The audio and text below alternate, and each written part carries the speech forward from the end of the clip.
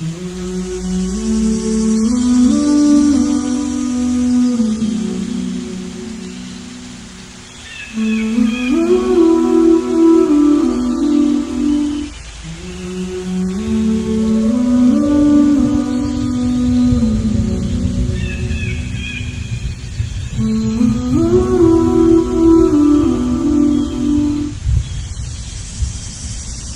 shall ask, what good are dead leaves? And I will tell you, they nourish the sore earth. You shall ask, what reason is there for winter? And I will tell you, to bring about new leaves.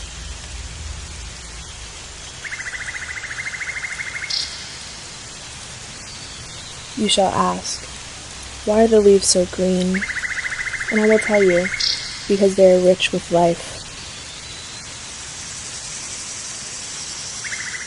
You shall ask, why must summer end?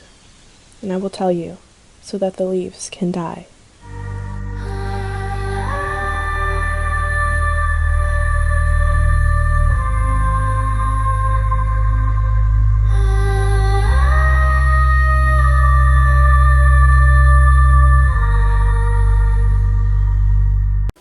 Shook your soul? Anybody else filled in your soul? The bass? Your soul? What's your soul? Oh, wow. Fail. Well, hey, my name's Jimmy George. There's another Jimmy George in here, but I'm the first one. And so, actually, I'm the second one because I'm a junior. I'm the better one. I'm excited to be here tonight, but first off, just in case you don't know me, I just wanted to introduce myself. I've been married for about 20 years to my wife, Amanda. She's in the back over there. A lot of work. My daughter's also back there with my wife. Her name is Annie. Give Annie a round of applause. And then I have my two boys, Jimmy and Solomon. And I've told each of them they have to name their firstborn after me, Jimmy George. So there'll be like 5 or 6 of them here soon. And even if it's a girl, firstborn, still, that's so last year. That needs to end. And even if it's a girl, they still have to name their firstborn Jimmy George, so which will be odd. But I've known my boys for a very long time. I got a couple of pictures to show you of my boys. I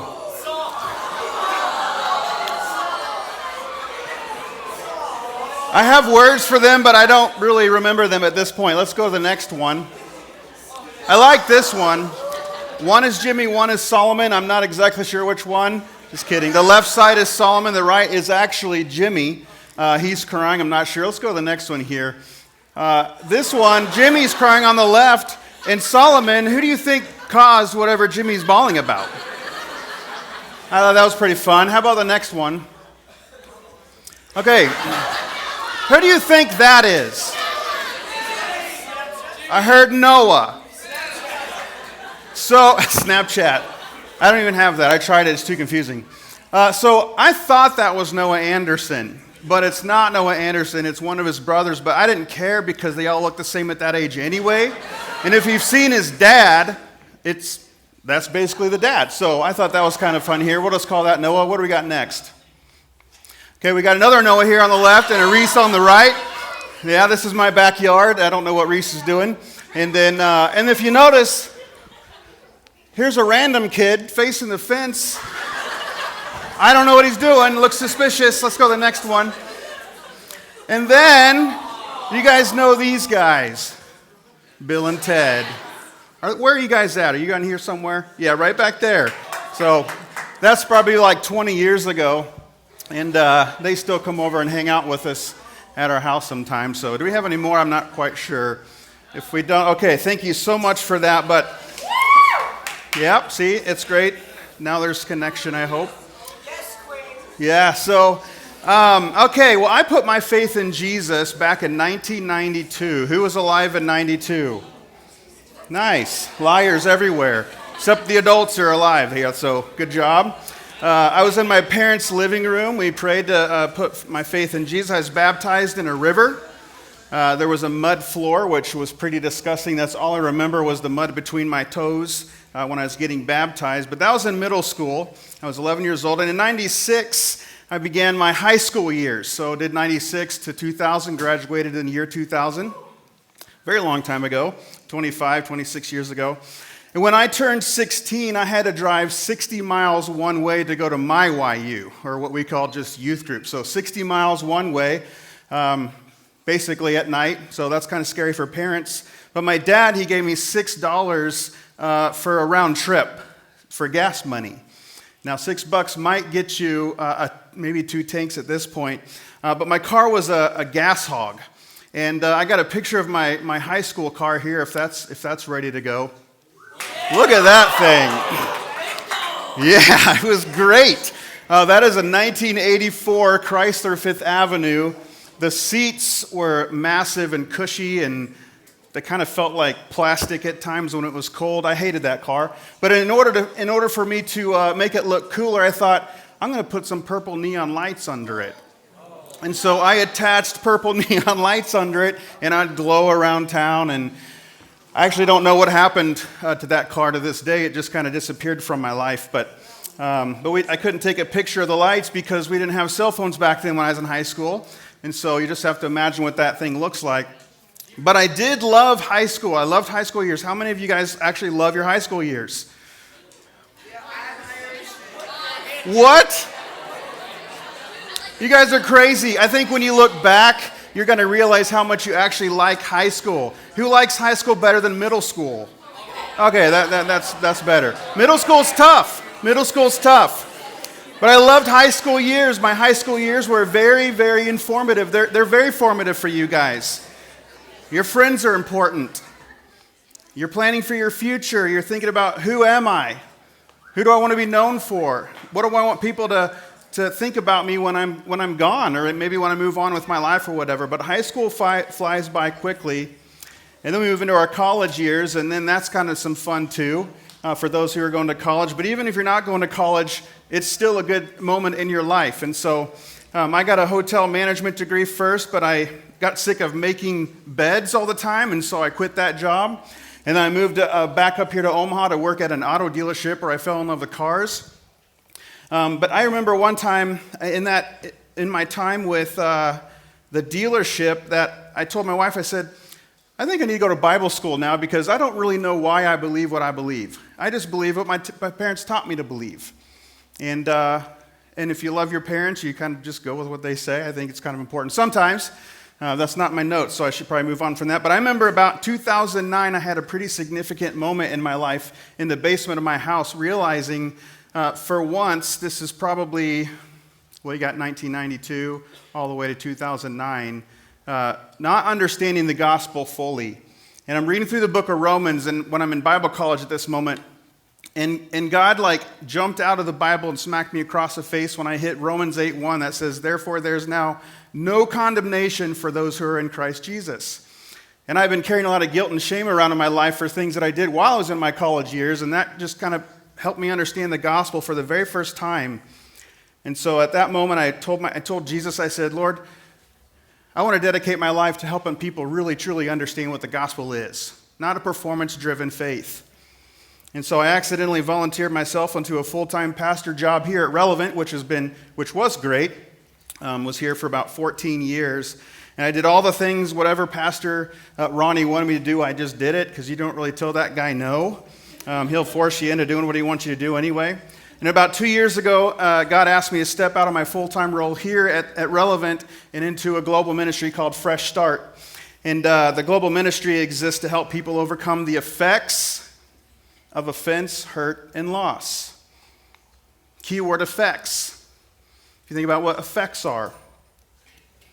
And we do that by helping people process the issues of their hearts. How many of you in here have ever been hurt by somebody else? How many of you have been hurt by mom or dad? Maybe you don't know your mom or dad. How many of you you're hurt by the mom or dad you don't know? You've been hurt. We've all been hurt. How many of you have been hurt by somebody in this room today? Or maybe not today, they've been hurt, but you know what I mean, somebody in here. There's hurt everywhere. Well, I'm excited to get to spend the night of the next few weeks, minus next week, because we're not meeting, because I want to talk to you about one of the most important things that you can carry forward after you leave high school, something that can start even today. I really truly believe that this is one of the most important things, one of the most important tools that you can have in your tool belt. If I didn't believe in it, I would still be working here at Relevant. Although I loved my years here at Relevant, I really love what I'm doing now because we get to travel the world and teach people about this. In June, we're going to be with about 130 college-age kids doing the same thing over in Africa. It's happening all over the place.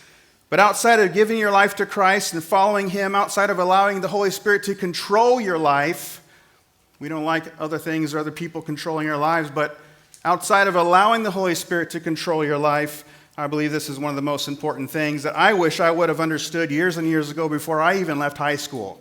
Because I think if I would have known this back when I was in high school and middle school, the rest of my adult years so far would have been much better.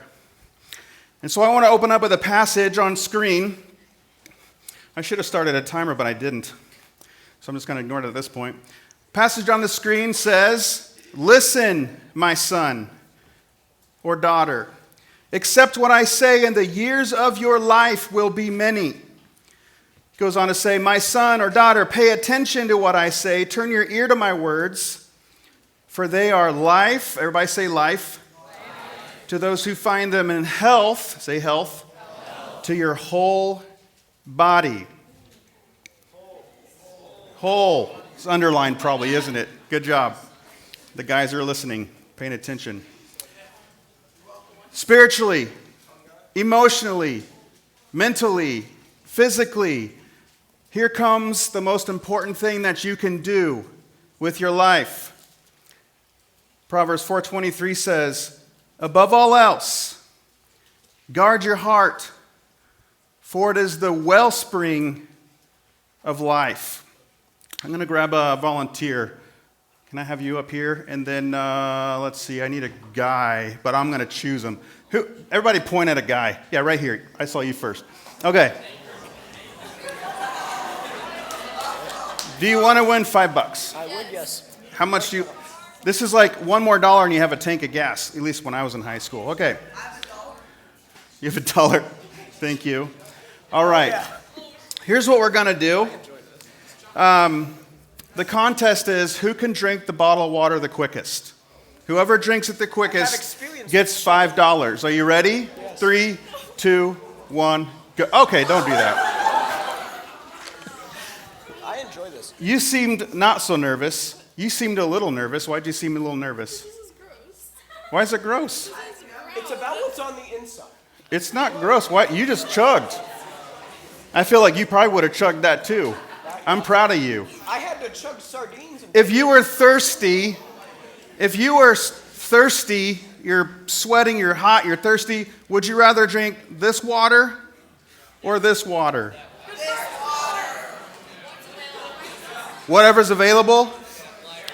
Thank you. Here's $5 because you tried. Here's $5 because you did a good job.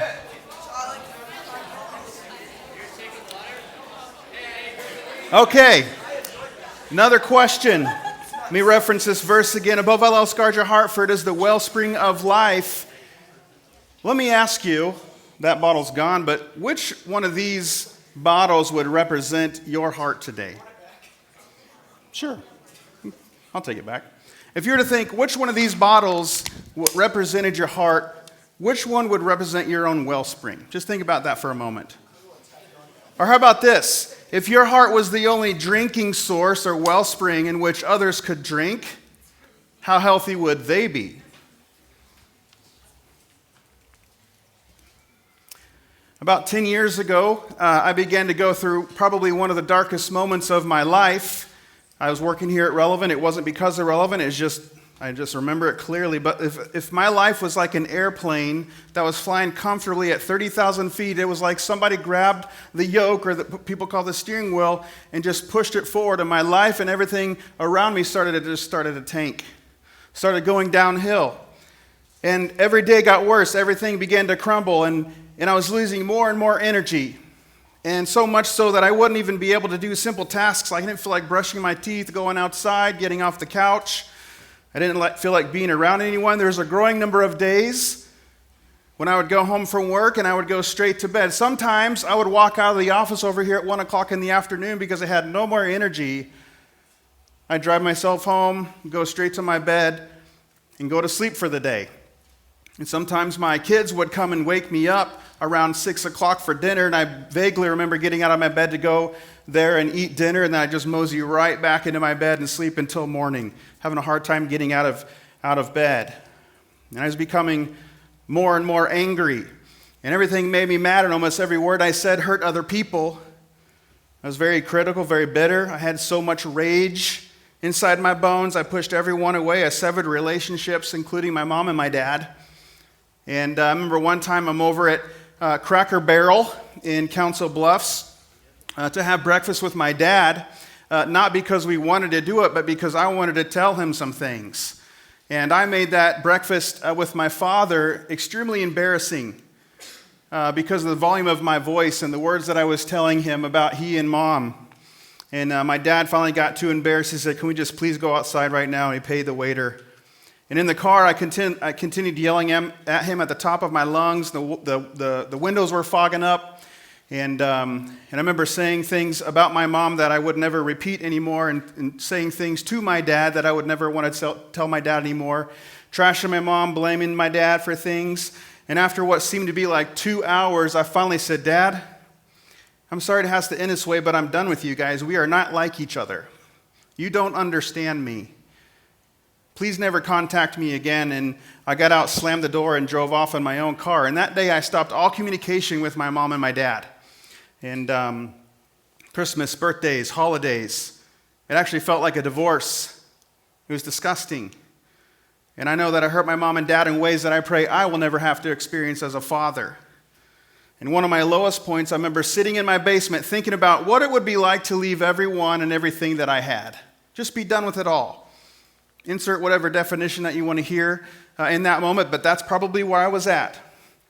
And it was pure hell, not just for me, but for my wife and my kids and everybody around me. And this went on for years and years and years. And for the entire time, there were people everywhere trying to help me, close friends, family members, a complete stranger in an alleyway that I might talk about in a couple of weeks from now. It was crazy. I saw counselors.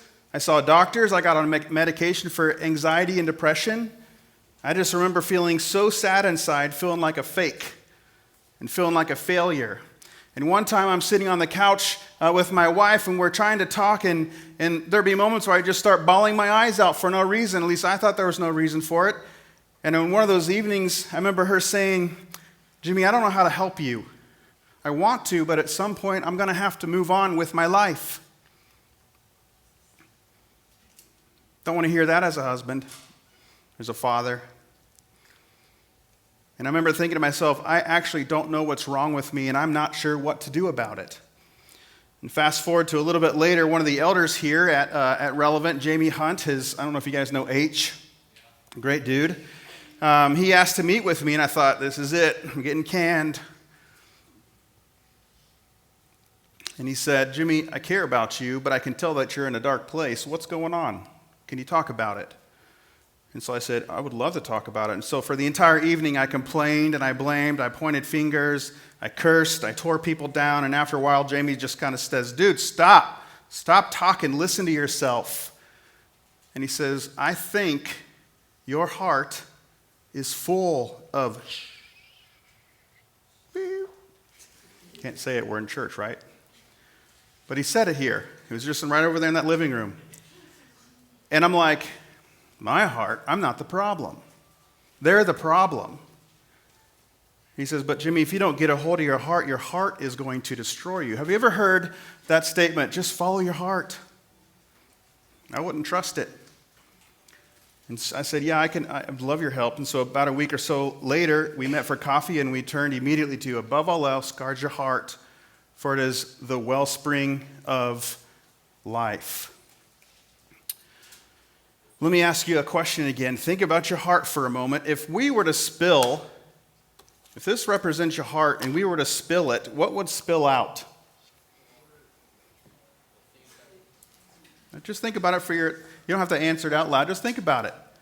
If we tipped your heart over tonight, what would spill out? Would it be clean water, or to be polluted or dirty water that people are nervous to drink.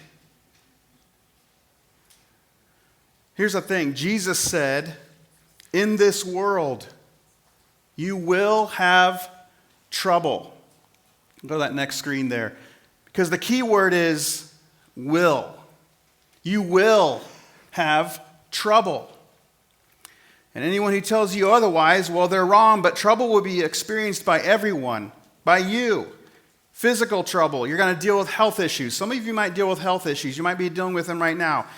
Spiritual trouble, you might be working out your faith. You might be angry with God. Financial trouble, you might have money problems. How many of you have money problems? In your high school, every hand goes up. $5. Little less. You might have emotional problems and troubles. Negative thoughts, negative feelings, negative beliefs about yourself. You're going to experience loss in your life. But what do we do? What do we do when we experience these things? And here's the thing. Everyone will experience relational trouble. You all held your hands up. I'm experiencing relational trouble. People are going to hurt you. People are going to offend you. People will hurt you both intentionally and sometimes unintentionally. But what do you do about it? People are going to fail. They're not going to live up to your expectations. And many times this hurts. It hurts right here. When you're hurt, you feel it right here. If mom or dad or grandma or grandpa or somebody at school says something hurtful, you feel it right here. And although we'd like to try and be strong and ignore these hurts and losses and leave them behind us, we have a tendency to carry our hurts with us everywhere we go, to school, to home, to our jobs, to our sports, into college. And then when somebody asks us, hey man, how you doing? What do we say? Good. But it's a lie. Hey, how are you? I'm fine. But we don't feel that way. And then we grab our hearts and we wrap it with a bow and we say, this is how I am right now. But here's the problem. You're not fine. When you live with these unresolved issues and unresolved pain, that pain is going to begin to take root in your heart. Have you ever pulled a plant out of its box that's been growing? There's roots hanging out. These unresolved issues are going to take root in your heart. Roots of bitterness, roots of resentment, roots of anger, hatred. And when that pain sits in your heart long enough, it's going to turn into an infection. And an infection has symptoms: negative feelings, negative thoughts, emotional instability, anxiety, anger, depression, confusion. But the thing is infection doesn't stay hidden. It will come out. And it's going to come out and erode your friendships. It's going to kill your future. It can divide your family, your future family. It can bring you to ruin. It almost brought me to ruin, all from the inside out. But here's the good news. Your heart doesn't have to stay sick. Now, some people might be thinking, I actually am doing pretty good. That's okay. Things might happen. You will have trouble. But your heart doesn't have to stay sick. You don't have to hold on to the painful moments that keep you from living the life that Jesus created you to live. You can be free from them, and Jesus wants you to be free from them. But here's the thing. Whatever's happened in your life up to this point, whoever hurt you, whatever you've lost, here's some truth. Until you heal your hearts, your hurts, your hurt will hold you hostage. I want to say that again. Until you heal your hurt will hold you hostage. Now think back over the course of your life. Let me ask you this question. Has anyone ever offended you, big or small? Has anyone ever hurt you physically, emotionally, spiritually, relationally? A friend, a teacher, a coach, your mom, your dad, your brother, your sister, your grandma, your grandpa, your boyfriend, your girlfriend, maybe who you thought was your best friend. Sometimes our best friends can hurt us the most. Maybe it's somebody else in this room that you're struggling with. Chances are your heart has been wounded by someone else at some point or another, and again, if not yet, it will happen. And some of you might be thinking, but why are we talking about me?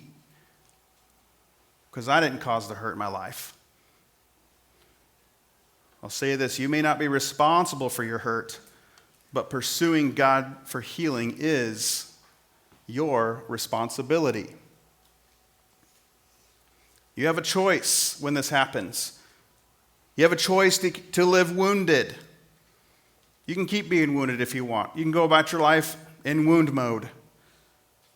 You can continue to live as a victim and spread news and gossip around all over the place about what happened to you. You can choose to live as a victim. You can choose to stay in your depression. You can continue to live with that anxiety, sleep on a pillow of hopelessness. You can choose that.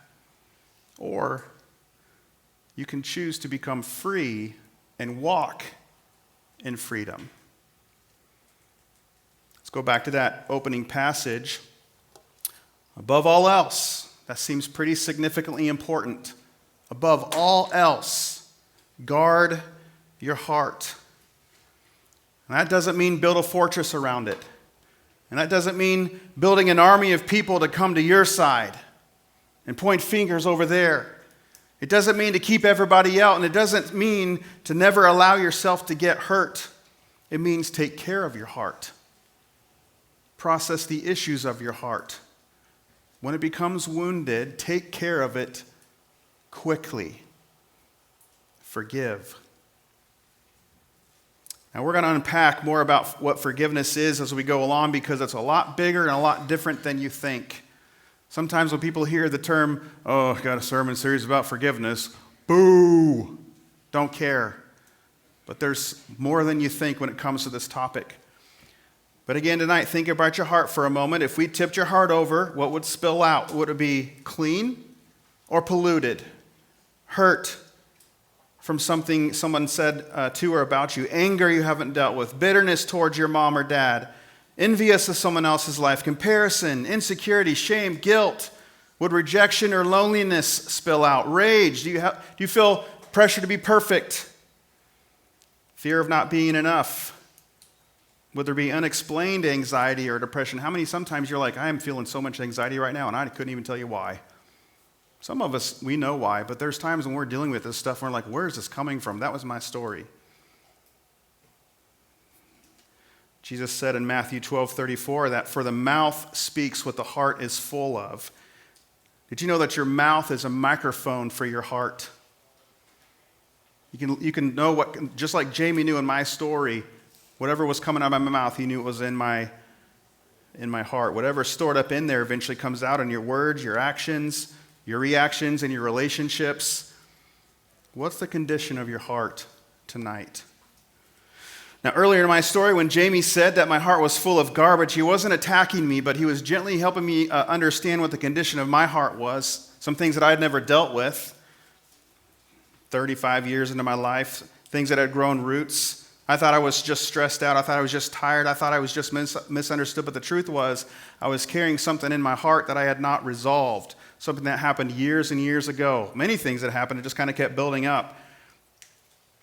That's carrying unforgiveness. Now, in our time together over the next several weeks, I want to give you guys the opportunity to not only learn how to process the issues of your heart, because I think this is, again, one of the most important things that you could walk away with. But maybe you need to begin processing something that you might be carrying inside your heart right now. Somebody hurt you, something your dad said, something your mom said, something he did to you. I want you to pull out that Fresh Start booklet. It was on your seat. We're going to walk through this booklet throughout the series. This isn't like the only place I can talk about forgiveness is Fresh Start, but we just took a bunch of biblical principles, put these together out of somebody else's story that's gone to thousands around the world. We use this, and we're going to do this over the next several weeks, but tonight I just want to focus in on parts 1 and 2. Okay, we're going to break out into your small groups here in just about 2 minutes or so. But here's how this works. We're going to go on a journey together. We're going to use this book as a tool. And I would love for you guys to bring these back every week. If you can remember to do that, bring these back every week. But what you're going to do is, there might be somebody that's already resonating in your mind. Something somebody said to you that you're like, yeah, this is really bothering me. This makes me feel very sad. This hurts my feelings. I want you to just go to part 1, and you're just going to choose somebody there. I think it's part 1C, where you can name a person. I'm kind of skipping around in this book a little bit. But you're going to go 1C. This is who did it. And then you're just going to write down and journal, take an inventory of all the things that maybe this person has done or said or whatever the case is. There's a QR code on the front flap of this or whatever that will give you some more instructions or whatever. But I just want you guys to just, who hurt you? Who wounded you? Mom, dad, grandma, pastor, friend. Write it down and start inventorying that out. And then in part 2, how did this affect you? Because when we're hurt, it affects us in lots of ways. How did it affect you? What have your thoughts been? That's part 2A. What have your thoughts been toward the other person involved? I hate you. I hope you die. I hope you crash on the way home. I want you to hurt as much as I do. What are your thoughts regarding this? Maybe those are a little drastic or dramatic for some of you guys, but you kind of get what I'm getting at. And then what are your feelings regarding this offense, hurt, or loss? Rage, rejection, jealous, unnoticed. You're going to circle those things. Okay? And we're going to continue to unpack this as we go along. But I want to close here in prayer and get you guys out into your small groups for discussion here. Lord, thank you for week 1. Thank you for all this time that we can spend together. And I just ask that you be with every single student in here, every single high schooler, and guide them to what you'd like them to process in Jesus' name. Amen.